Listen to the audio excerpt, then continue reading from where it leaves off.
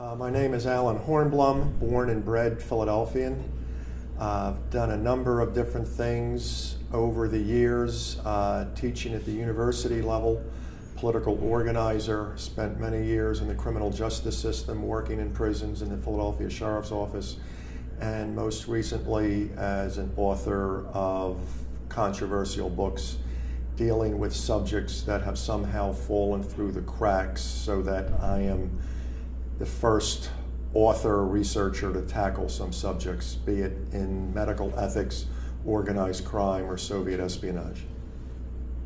Fantastic. We'll get back to that in a second. Gordon, I'd like to ask you the same. Can you just introduce yourself and tell us a little bit about your connection to Allen and your background? Well, when did we meet? I forget now. About 2009. Yeah, you called me? Yeah. I called Austin. Oh, Austin, that's Yeah. right. And he brought you over? Yeah, but why don't you talk about your background and how, what is it that caused us to get together? I don't know what you mean. Well, where you were born and school, education.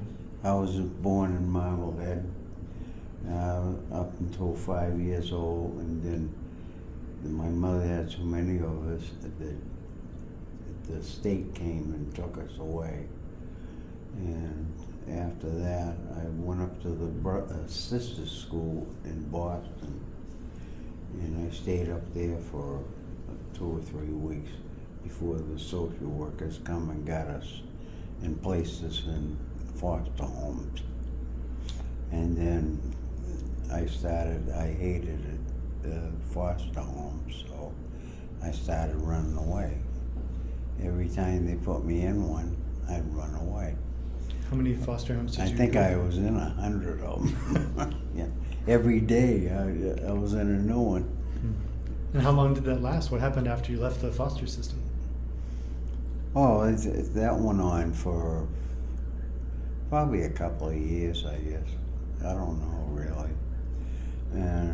And then finally they put me on a farm in Merrimack, Haverhill, Merrimack, out that way. And they had a farm, and it was Miss Bond was her name. And what do you call it was there too.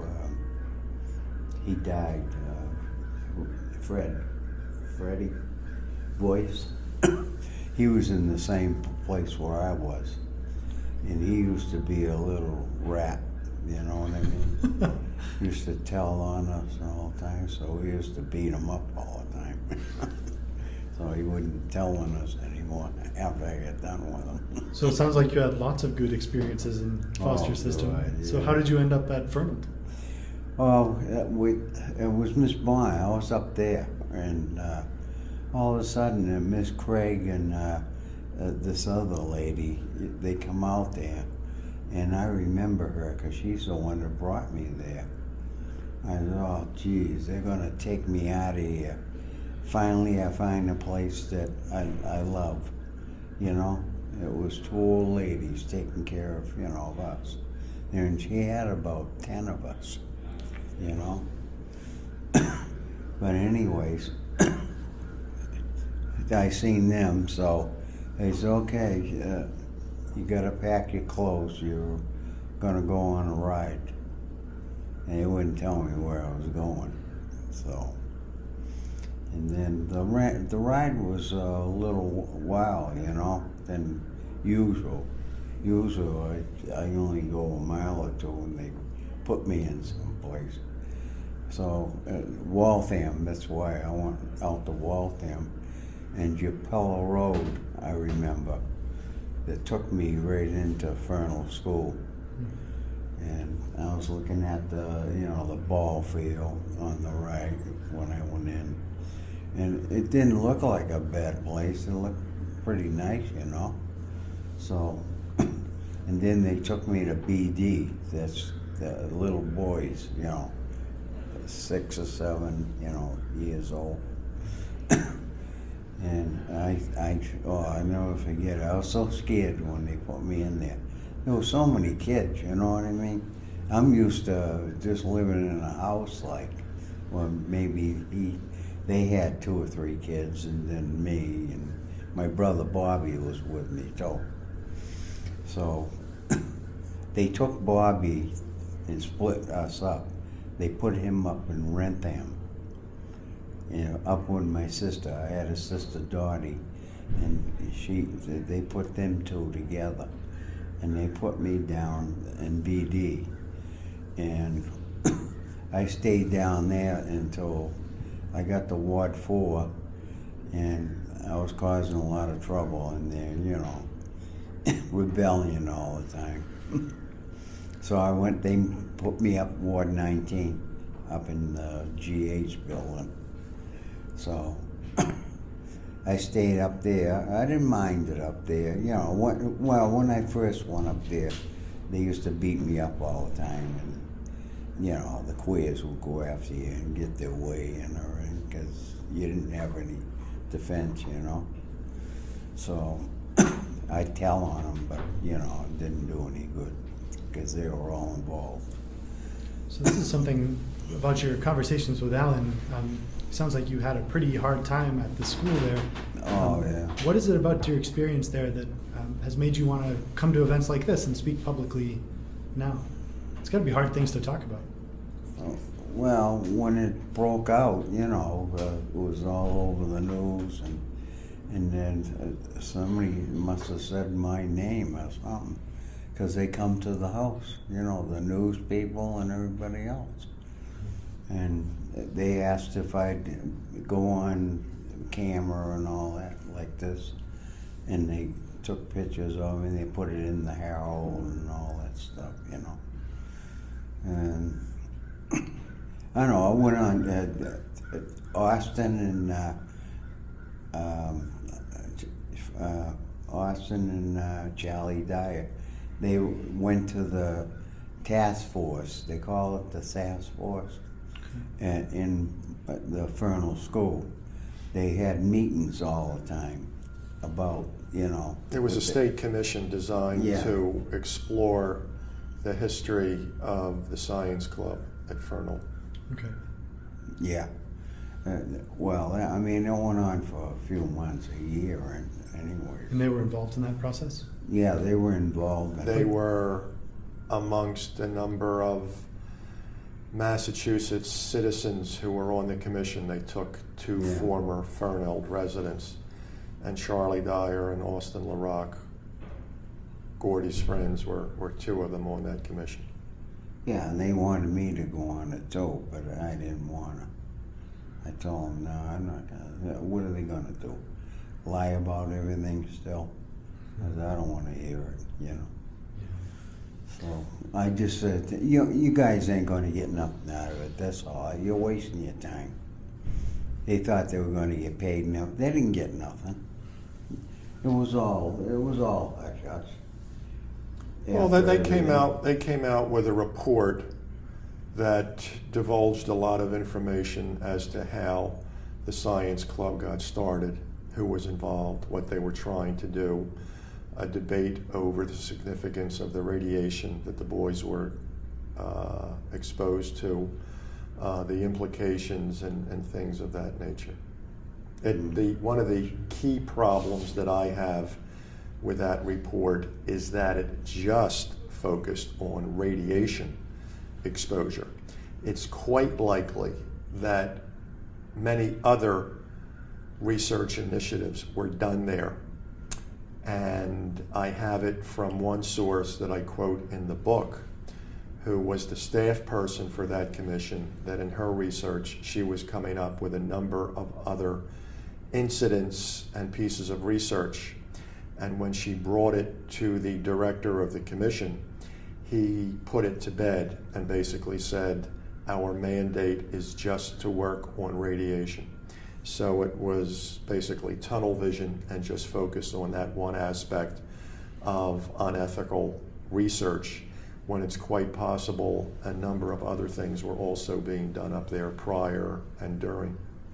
So it seems like a really important question. It seems like, given your research, you should be able to give us some insight into what other ethical issues might have we might have to address, right? So there's this one particular issue of radiation and children involved in research Well, programs. it could be any number of things, because if you look across the board, meaning the landscape of America, just about every state had experiments on children taking place. Doctors and researchers from the 20s on knew where to go when they wanted to do a piece of research. They knew to go to institutions that held vulnerable populations. So they were going to prisons, they were going to mental hospitals, they were going to regular hospitals, they were going to institutions for the indigent, for senior citizens, as well as institutions that held infants and children, because the doctors knew that you could do a piece of research there, and as dastardly or as dangerous as it may be, that was the place to do it, because you certainly weren't going to do it at an upscale private school that had children from wealthy parents folks who had connections. So it's very likely that Fernald also hosted virology tests. They may have been using hepatitis, it may have been polio, it may have been cancer, it may have been all sorts of things. Thyroid. Right. So there's a great many institutions out there that have had vulnerable populations, children, and we still do not know exactly what went on, because it was not considered a big deal back then. And some of the research may still be able to be discovered going back into medical journals or into the files of the institutions, but many others will never know, because some pieces of research were initiated, people were exposed to things, but it was never written up. So there's not much of a paper trail to follow. And they got rid of a lot of paperwork too. Yeah, this is something, the Boston Globe's review of your book, Against Their Will, made a really interesting comment at the end of that review. The author said that these are issues, children involved in research programs in the US are issues that are sadly seem perennial. And I wonder if what your take on that comment is, if you think these are issues that are ongoing, that we're going to discover things in 50 years that happened in the 2010. There's no doubt in my mind that they are ongoing. They are not as bad as they were 50 years ago or 75 years ago. A lot more protections have been institutionalized. There are IRBs now. Doctors have to do more paperwork and be more scrupulous with their initiatives, but there are still instances where people and children are placed at risk. One of them is the possibility that as we talk, they are doing anthrax studies on children, because just a year ago, the President's Commission on Bioethics voted in favor of doing anthrax testing on children. That's something that a lot of us are very dubious about, could lead to significant harm to children, but it's very likely that's underway now.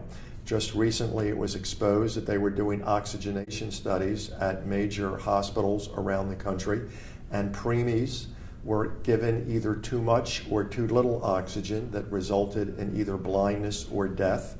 In fact, approximately 250 babies did die in the study. So there are always things that are happening, and the public should be ever vigilant. In the case of the anthrax decision and this case that I'm just learning about now, about the oxygenation studies, it seems like the reasoning that goes on there is some sort of risk-benefit analysis, right? And in the Kirkus review of the same book, Against Their Will, the authors talk about breakthroughs that are indispensable as a result of some of this research, but whose costs are too high. And there's got to be some, I imagine, there must be some sort of balance between the cost of research and the goods of the outcomes. I wonder if you could speak a little bit to that. I don't think I or Gordon are opposed to advancement and scientific research. We would just like it to be done in an ethical way. And what has happened too often in the past is that research has been placed on the backs of the poor, the marginal, the dislocated, the disconnected, those who were unschooled, unsophisticated. They were always the test subjects, and the rest of society, or the well-off, were the benefactors of it. And we think the burden should be more spread out, that everybody should be involved. And for example, that means if those high-level lawyers and doctors who were on the President's Commission who voted in favor of doing anthrax research, it would have been nice if they would have volunteered their children or their grandchildren. Yeah, that's what I But said. it's greatly unlikely that any of their progeny will get anywhere near those experiments. So once again, it's members of the dispossessed who get involved in these studies. And that's something that we've slowly been moving away from, but certainly not enough.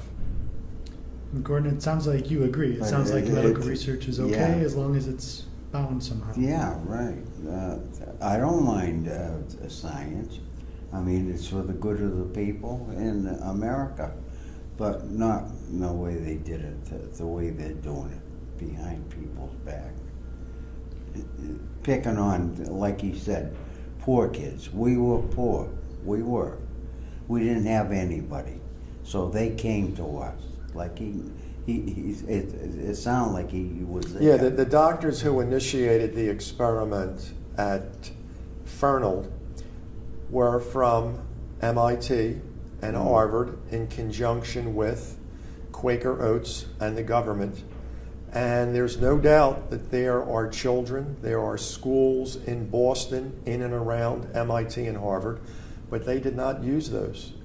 They traveled 45 minutes out to Waltham, the Fernald School, where they had these damaged children in their mind, basically the flotsam and jetsam of society, and they were that intervening step between animals and humans.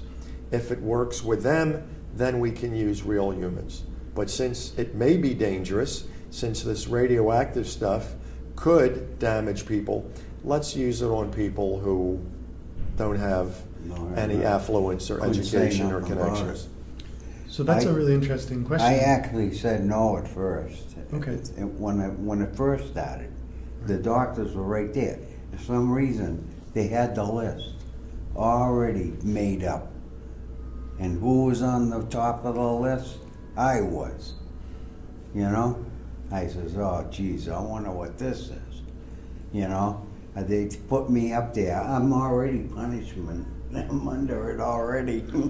I said, what the hell are they going to do to me now? So you knew you wanted to say no, and you did say no, but they just didn't I listen. didn't want to say yes until I found out what is it. I didn't know. But they certainly did not tell the children exactly what would be going on, because in a very short period of time, kids like Gordon were being hit with very long, painful needles. They were forced every day, many times a day, to defecate and urinate in glass jars. They were separated from their friends. And when Gordon tried to get out of it because he hated it so much, They locked me up. Yeah, put me in jail. Couldn't believe it. But that's how important it was. See, we were halfway in the test, and they couldn't let anybody go out of that because it was important, you know. So I kind of spoiled it for them. That's And they why they punished got you. mad and they put me in jail. I think this is a really important conversation to have, especially as you know, the Rock Ethics Institute is working to help educate our students here at Penn State. Oh, yeah.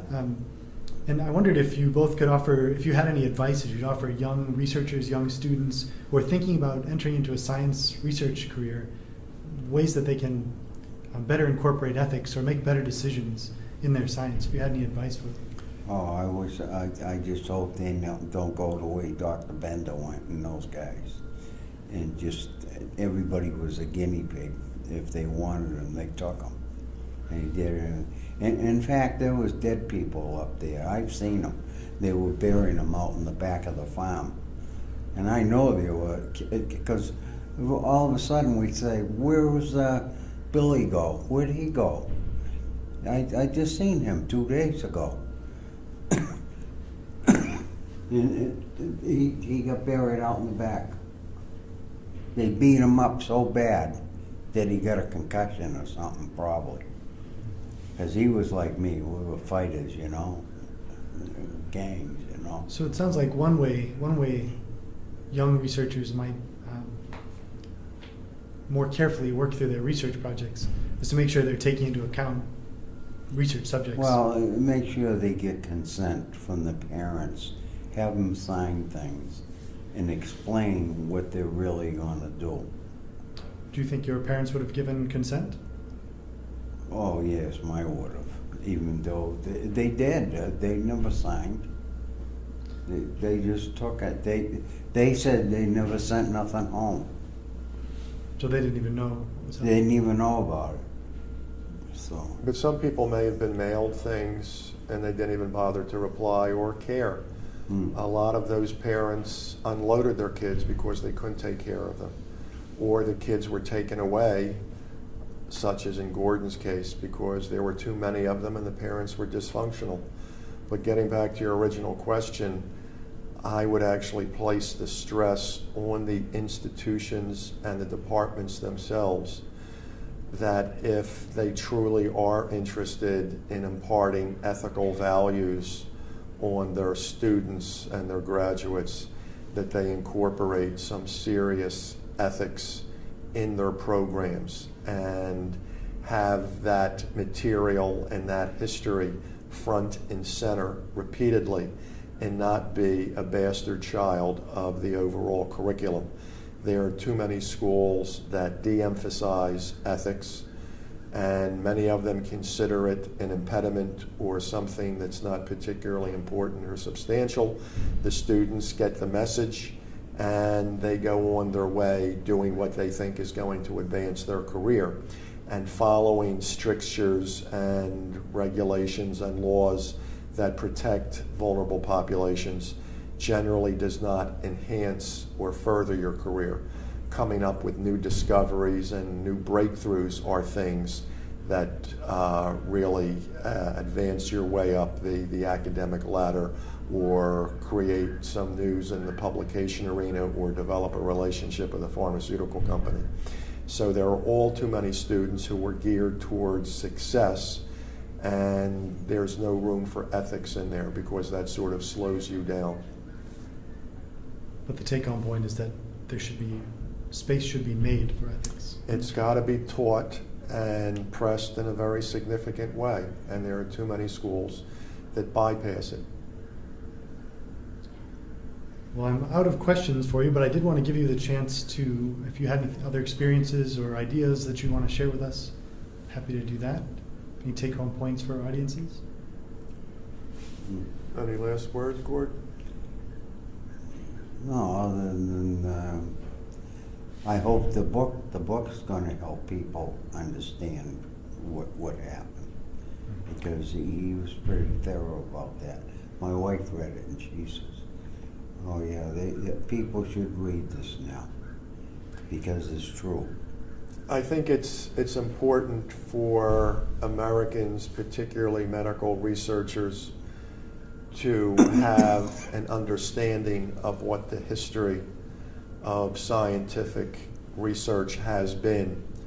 And there are far too many people who think the egregious acts took place in some foreign country like Imperial Japan or Nazi Germany, and America is pristine on the subject of its research history and policies.